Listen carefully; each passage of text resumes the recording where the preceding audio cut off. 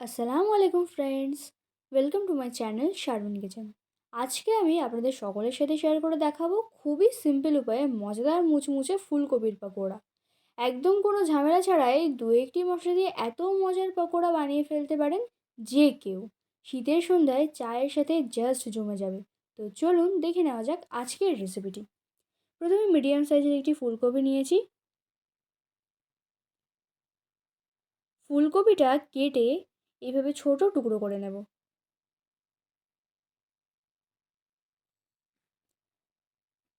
ছোট টুকরো করে ভালো করে ধুয়ে অল্প একটু সিদ্ধ করে নেব। লবণ দিয়ে সিদ্ধ করে নেব। খুব বেশি সিদ্ধ করার দরকার নেই।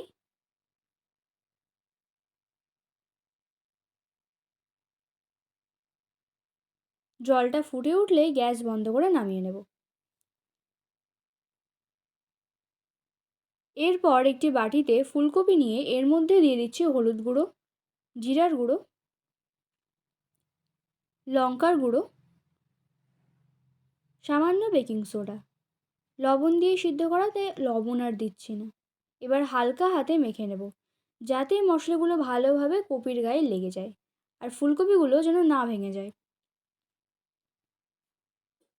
মশলা মেখে নেওয়া হয়ে গেলে দিয়ে দেব 1/4 কাপ বেসন ও 1 টেবিল স্পুন কর্নফ্লাওয়ার পাউডার। এগুলো দিয়েও হালকা হাতে মেখে নিতে হবে। অল্প একটু জল দিয়ে মাখছি। আমি আদা রসুনও দিয়েছিলাম, কীভাবে সেটা স্কিপ হয়ে গেছে, সরি। শেষে একটু গরম মশলা দিয়ে মাখানো কমপ্লিট করলাম। এবার ভেজে নেব। কড়াইয়ে তেল দিয়ে দিচ্ছি, তেল গরম হয়ে গেলে ভেজে নেব। মিডিয়াম টু লো ফ্লেমে পকোড়াগুলো ভেজে নেব, এতে করে ক্রিস্পি হবে।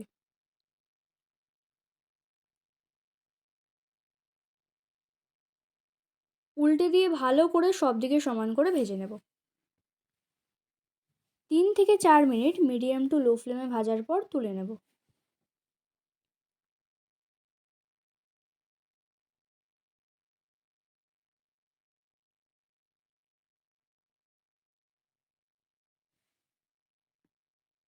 দেখুন, দেখেই বুঝতে পারছেন কত লোভনীয় লাগছে পাকোড়াগুলো।